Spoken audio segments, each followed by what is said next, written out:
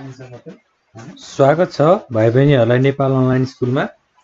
आजको हाम्रो यस क्लासमा हामीले के कुराहरू पढ्नेछौँ भन्दा एउटा ट्रायल ब्यालेन्समा दिएको ट्रान्जेक्सनलाई चाहिँ हामीले कसरी trading account, profit and loss account र ब्यालेन्स सिटमा स्टेट गर्छौँ हैन, कसरी त्यो आइटमहरूलाई चाहिँ हामीले trading account, profit and loss account र ब्यालेन्स सिटमा पोस्ट गर्छौँ भनेर डिस्कस गर्नेछौँ।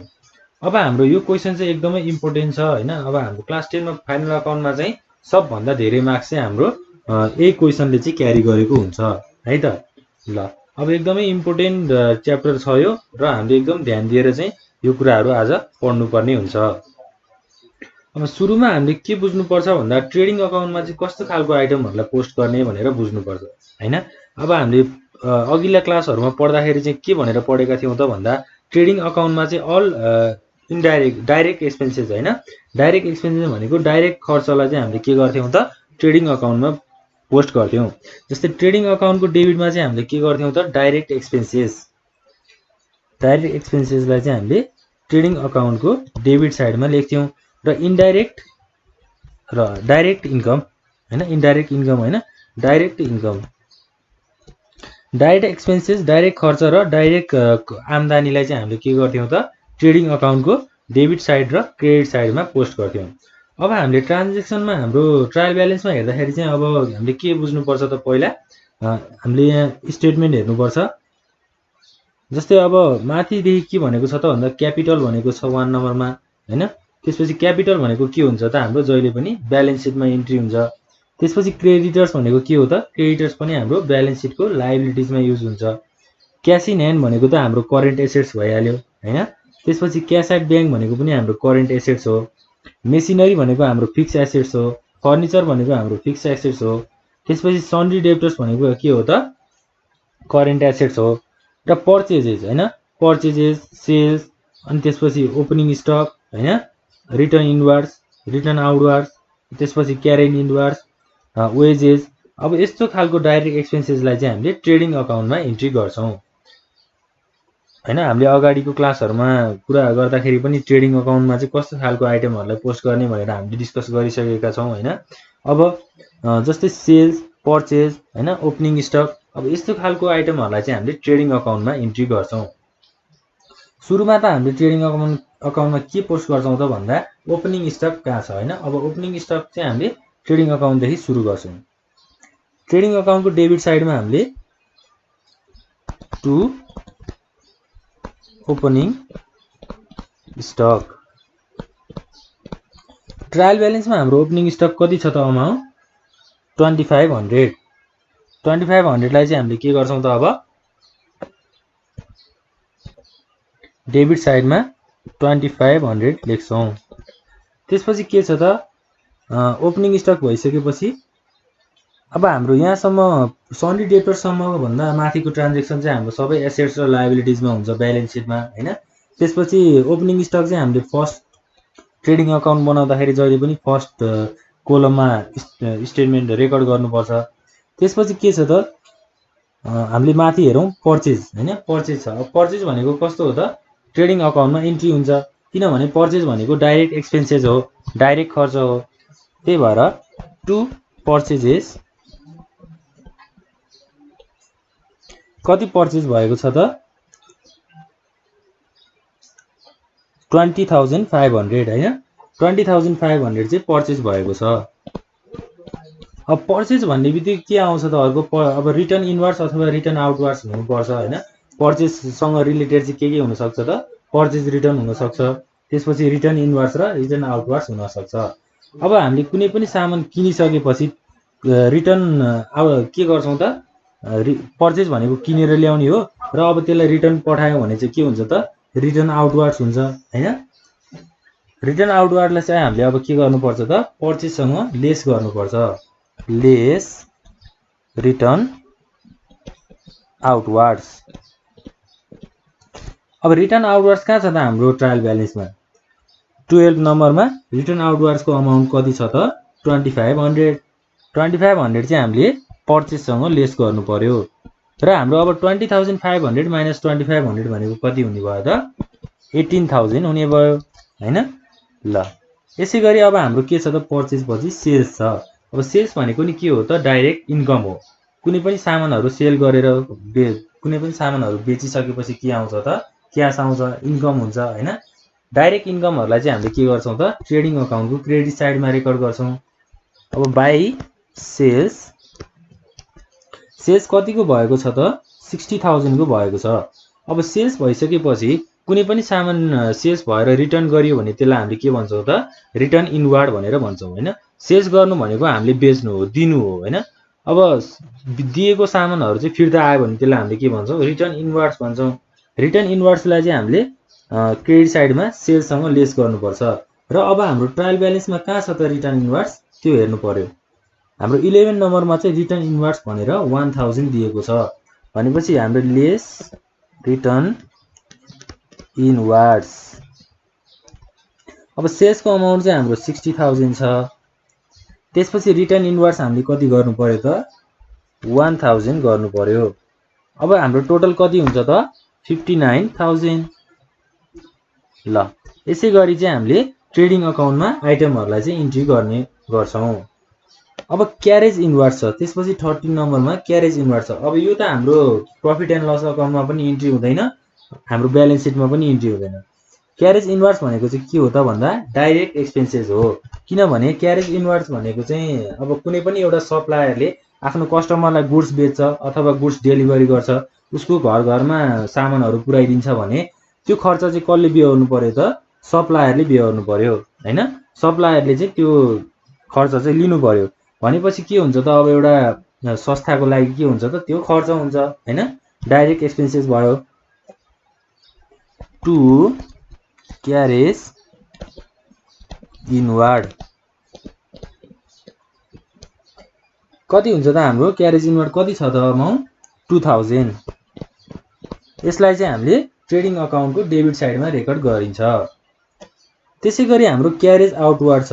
अब क्यारेज आउटवार्ड भनेको चाहिँ के हो भने जस्तै अहिले क्यारेज इनवार्डको इक्जाम्पल जस्तै हो हैन।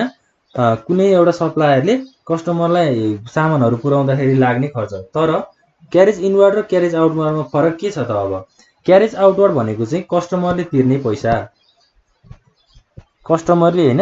अब सप्लायरले कस्टमरलाई बिल दिन्छ र बिल चाहिँ अब कसले तिर्ने भयो त कस्टमरले तिर्ने भयो। जस्तै एउटा सप्लायरले गाडीमा जस्तै मेसिन हालेर मेसिन चाहिँ सप्लाई गरेको छ कस्टमरलाई।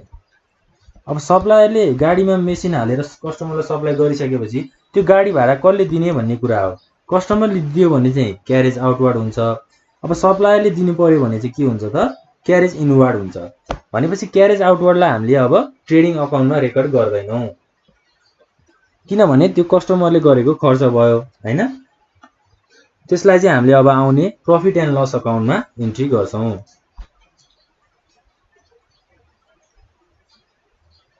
ल अब क्यारेज इनवार्ड र क्यारेज आउटवार्डको कुरा भइसकेपछि के आउँछ त हाम्रो 15 नम्बरमा वेजेस। वेजेस भनेको के हो त कुनै पनि लेबर कस्ट हैन। अब एउटा बिजनेसमा चाहिँ के हुन्छ त लेबरहरू हुन्छ हैन, काम गर्ने मान्छेहरू हुन्छ। त्यो काम गर्ने मान्छेहरूले चाहिँ सामानहरू एक ठाउँबाट अर्को ठाउँमा लाने त्यस्तो कामहरू गरिरहेको हुन्छ, त्यस्तो एक्टिभिटिजहरू। अब त्यो चाहिँ हाम्रो के हो त ट्रेडिङ अकाउन्टमा हामीले त्यसलाई के मान्छौँ त डाइरेक्ट एक्सपेन्सेस भनेर मान्छौँ। किनभने पैसा त हामीले लेबरलाई दिएको हो नि त हैन। टु वेजेस कति हुने भयो त 13,500। 30,500 चाहिँ वेजेसको अमाउन्ट छ। ल त्यसै गरी अब वेजेस पछि के छ स्यालरिज। स्यालरिज भनेको के हो त इन्डाइरेक्ट एक्सपेन्सेस। रेन्ट पनि के हो त इन्डाइरेक्ट एक्सपेन्सेस। त्यसै गरी अर्को के छ त interest on deposit. Interest on deposit भनेको के हो त जस्तै हामीले ब्याङ्कमा कुनै पनि पैसाहरू हामीले ब्याङ्कमा डिपोजिट गर्यौँ भने ब्याङ्कले के दिन्छ त ब्याज दिन्छ हैन। त्यो ब्याज भनेको के हो त इन्ट्रेस्ट अन डिपोजिट। र यसलाई पनि हामीले के भन्छौँ त के मान्छौँ त इन्डाइरेक्ट इन्कम भनेर मान्छौँ। तर हामीले ट्रेडिङ अकाउन्टमा त जहिले पनि डाइरेक्ट इन्कम मात्रै रेकर्ड गर्ने हो भनेपछि यो हाम्रो ट्रेडिङ अकाउन्टमा रेकर्ड हुँदैन। त्यसै गरी हाम्रो 19 नम्बरमा के छ त डिस्काउन्ट रिसिभ। डिस्काउन्ट रिसिभ भनेको के हो त जस्तै हामी एउटा कस्टमर भएर कुनै पनि पसलमा गएर सामान किन्छौँ भने हामीले त्यहाँ के माग्छौँ त डिस्काउन्ट माग्छौँ। डिस्काउन्ट माग्नु भनेको हामीले तिर्ने पैसाको सर्टेन अमाउन्ट चाहिँ घटाउनु हो भनेपछि हामीलाई के हुन्छ त फाइदा हुन्छ। फाइदा भन्नुको मतलब के हो त इन्कम हुनु हो। इन्कमलाई चाहिँ हामीले अब केमा रेकर्ड गर्छौँ त डिस्काउन्ट रिसिभ भनेको सबै इन्डाइरेक्ट इन्कम हो, त्यसलाई हामीले प्रफिट एन्ड लस अकाउन्टमा रेकर्ड गर्छौँ। त्यसै लगतै हाम्रो कमिसन रिसिभ छ। कमिसन रिसिभ भनेको चाहिँ कुनै काम गरे बापत पैसा कमाउने हैन। जस्तै मैले तपाईँको काम गर्दै भने तपाईँले मलाई 200 रुपैयाँ अथवा 500 रुपैयाँ दिनुभयो भने त्यो मेरो लागि के हुन्छ त कमिसन रिसिभ हुन्छ। र कमिसन रिसिभ भनेको पनि सबै इन्डाइरेक्ट इन्कम हो, त्यसलाई हामीले प्रफिट एन्ड लस अकाउन्टको क्रेडिट साइडमा रेकर्ड गर्छौँ। अब हाम्रो आउने छ मोटिभ पावर। मोटिभ पावर भनेको चाहिँ के हो त भन्दा कुनै पनि एउटा बिजनेसको स्टाफहरूलाई अथवा कामदारहरूलाई चाहिँ के गर्ने मोटिभेसन दिने हैन कुरालाई चाहिँ हामीले मोटिभ पावर भन्छौँ।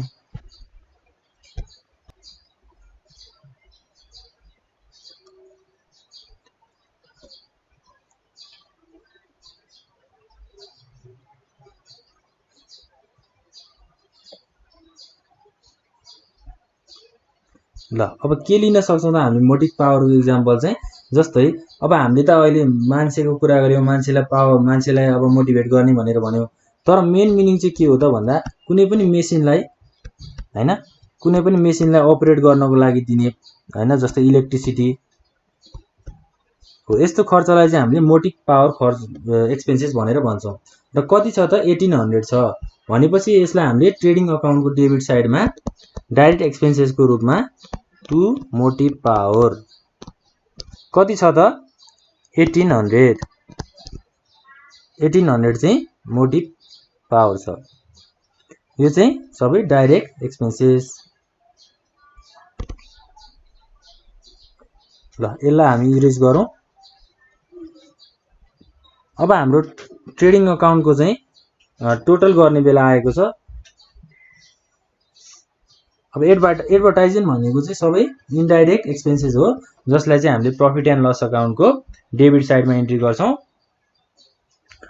अब ट्रेडिङ अकाउन्टलाई चाहिँ ब्यालेन्स गर्नु पर्यो, डेबिट र क्रेडिटलाई ब्यालेन्स गर्नु पर्यो भनेपछि अब क्रेडिट साइडमा चाहिँ हाम्रो 59,000 छ हैन।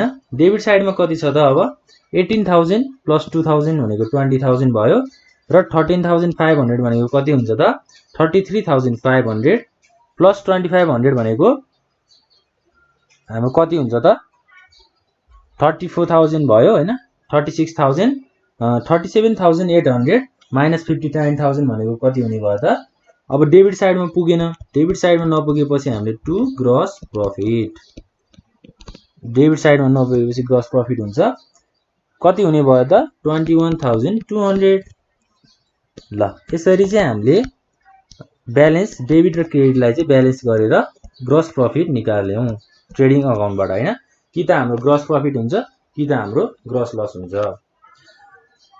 अब ट्रेडिङ अकाउन्टमा त स्टेटमेन्टहरू रेकर्ड गरियो हैन। त्यसपछि हामीले अब के गर्छौँ त प्रफिट एन्ड लस अकाउन्ट बनाउँछौँ। प्रफिट एन्ड लस अकाउन्टमा चाहिँ के हुन्छ त डेबिट साइडमा हाम्रो इन्डाइरेक्ट एक्सपेन्सेस हुन्छ र क्रेडिट साइडमा के हुन्छ त इन्डाइरेक्ट इन्कम हुन्छ। अब प्रफिट एन्ड लस अकाउन्टको चाहिँ फर्मेट हामी ड्र गरौँ। ल के हुन्छ त पार्टिकुलर्स, त्यसपछि अमाउन्ट, त्यसपछि फेरि पार्टिकुलर्स र अमाउन्ट। सजिलो छ यो स्टेटमेन्टको फर्मेट बनाउनको लागि। Particulars,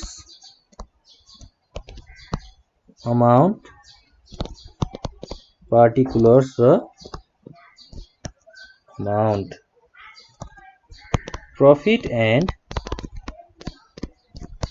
loss account as on date त हाम्रो दिएको छैन र कम्पनीको नेम पनि दिएको छैन।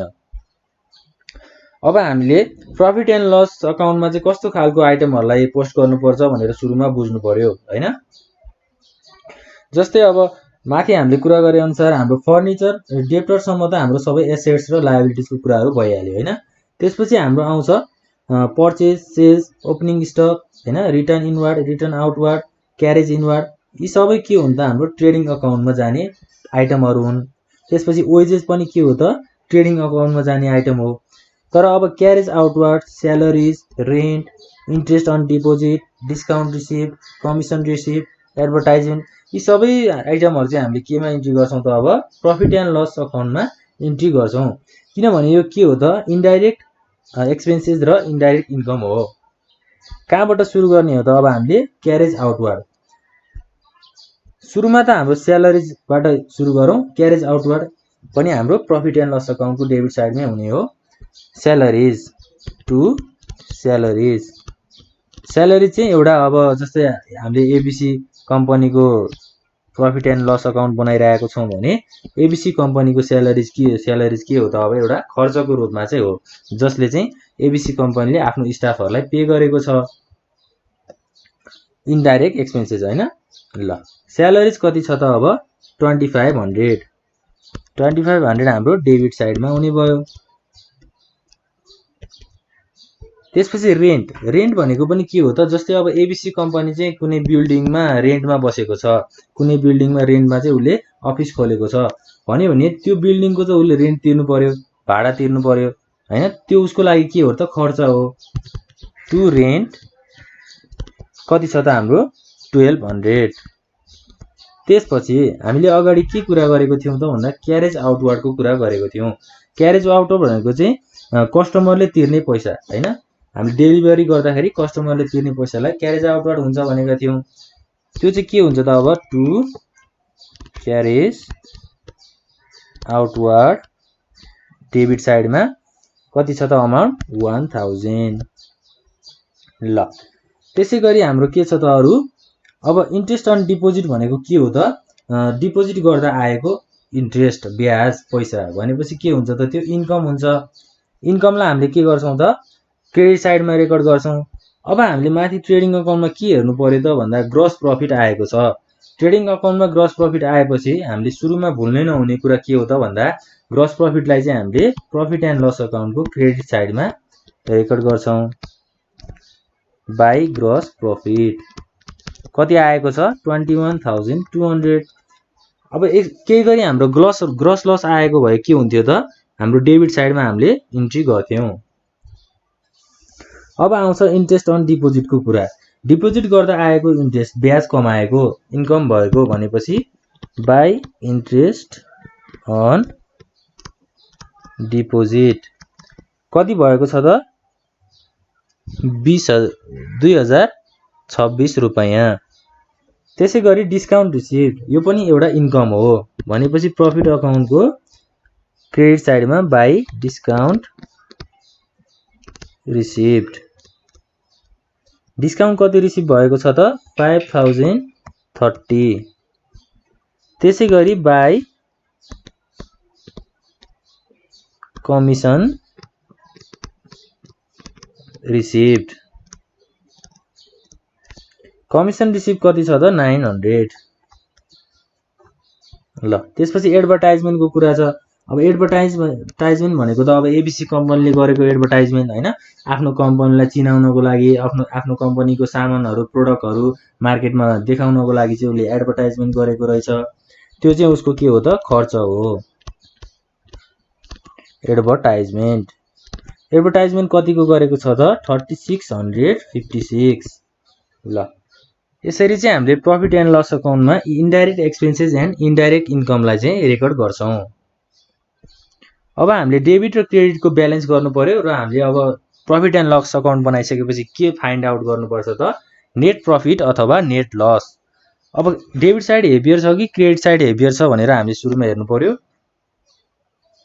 2500 प्लस 1200 भनेको कति हुन्छ त 3700 हैन। त्यसपछि 1000 भनेको 4700 प्लस 3656।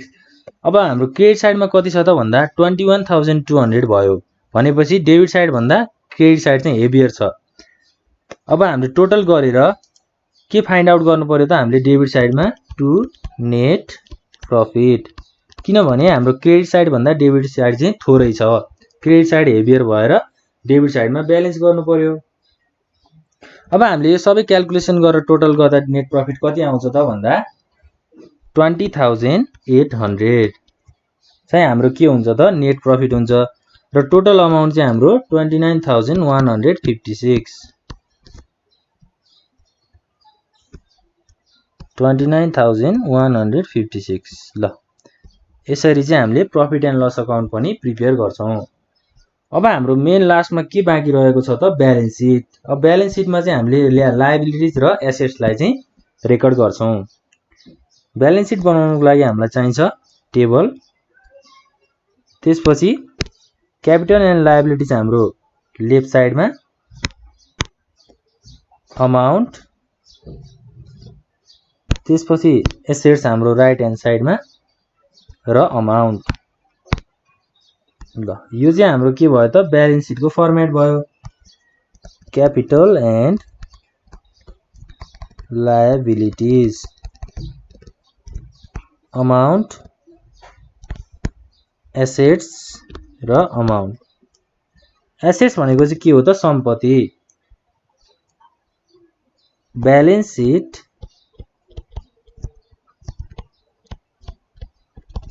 एज अन हैन। ल अब सम्पत्तिमा के कुराहरु एड हुन्छ। क्यापिटल एन्ड लायबिलिटिज भनेको लगानी हैन, पुँजीमा चाहिँ के कुराहरु एड हुन्छ त्यो कुराहरु चाहिँ अब हाम्रो स्टेटमेन्टबाट हामीलाई थाहा हुन्छ। अब ट्रायल ब्यालेन्समा जाउँ हामी। ट्रायल ब्यालेन्समा के छ त सुरुमा क्यापिटल। क्यापिटल भनेको लगानी गरेको पैसा जुन चाहिँ हाम्रो क्यापिटल एन्ड लायबिलिटिज साइडमा हुन्छ 50,000। क्यापिटल 50,000। अब हामीले सुरुका क्लासहरुमा चाहिँ प्रफिट एन्ड लस अकाउन्टबाट आएको नेट प्रफिटलाई के गर्ने भनेका थियौं त क्यापिटलसँग एड गर्ने भनेका थियौं। क्यापिटल भनेको एउटा कम्पनीको चाहिँ के हो त लगानी गरेको पैसा हैन। लगानी गरेको पैसामा अब नेट प्रफिटलाई हामीले के गर्छौं त एड गर्छौं। किनभने हाम्रो प्रफिट एन्ड लस अकाउन्टमा के भएको छ त नाफा भएको छ। प्रफिट एन्ड लस अकाउन्ट बनाउँदा हामीलाई के भएको छ नाफा भएको छ। यदि घाटा भएको भए के गर्थ्यौं त हामीले नेट प्रफिटलाई नेट लस हुन्थ्यो र नेट लसलाई चाहिँ हामीले लेस गर्थ्यौं। अब अहिले नेट प्रफिट हुनाले हामीले एड गर्यौं 20,800। ल टोटल हाम्रो कति भयो 70,800। त्यस लगतै हाम्रो अरु के छ त लायबिलिटिजमा एड हुनुपर्ने क्रेडिटर्स छ। क्रेडिटर्स भनेको चाहिँ को हो त कुनै पनि सापटी दिने व्यक्ति हैन जसलाई चाहिँ के हुनु पर्यो त पैसा आउन बाँकी छ। क्रेडिटर्स। क्रेडिटर्सको अमाउन्ट कति छ त माथि 3,000। 3,000। ल यसै गरी अब हाम्रो एसेट्स। एसेट्स भनेको के हो त सम्पत्ति। सम्पत्तिमा चाहिँ अब के कुराहरु आउँछ जस्तै क्याश इन ह्यान्ड भनेको सम्पत्ति हो, एसेट्स हो। क्याश एट बैंक भनेको सम्पत्ति हो। मेसिनरी भनेको सम्पत्ति हो। फर्निचर भनेको सम्पत्ति हो र त्यसै गरी हाम्रो सन्ड्री डेब्टर्स भनेको पनि सम्पत्ति नै हो, एसेट्स नै हो। अब यो सबै आइटमहरुलाई चाहिँ हामीले कहाँ रेकर्ड गर्नु पर्यो त हाम्रो एसेट साइडमा रेकर्ड गर्नु पर्यो। फर्स्ट हाम्रो मेसिनरी। मेसिनरीको अमाउन्ट कति छ त 13,500। त्यस लगतै फर्निचर। फर्निचर कति छ त 11,500। त्यसै गरी सन्ड्री डेब्टर्स। सन्ड्री डेब्टर्स कति छ 12,500। Cash at bank. बैंकमा पैसा छ कति छ त 35,500 र क्याश इन ह्यान्ड। अब हातमा पैसा छ भनेपछि के हो त त्यो हाम्रो लागि सम्पत्ति हो। कति छ त 800 हैन। ल फेरि एकचोटी चेक गरौँ है त। मेसिनरी कति छ त 13,500। फर्निचर हाम्रो 11,500। डेब्टर्स 12,500। क्याश एट बैंक 35,500 र हाम्रो क्याश इन ह्यान्ड कति छ त 800। यो सबैलाई हामीले केमा पोस्ट गर्यौं त एसेट साइडमा चाहिँ पोस्ट गरेका छौं जुन चाहिँ हाम्रो सबै सम्पत्ति हो। अब हामीले टोटल गर्दा चाहिँ कति आउनु पर्यो त क्यापिटल एन्ड लायबिलिटी साइड र एसेट साइड चाहिँ हाम्रो टोटल इक्वल आउनु पर्यो। क्यापिटल साइडमा हाम्रो कति छ 73,800। यो हाम्रो क्यापिटल एन्ड लायबिलिटी साइडको टोटल भयो। अब हाम्रो एसेट साइडमा नि कति नै आउनु पर्यो त 73,800 नै आउनु पर्यो।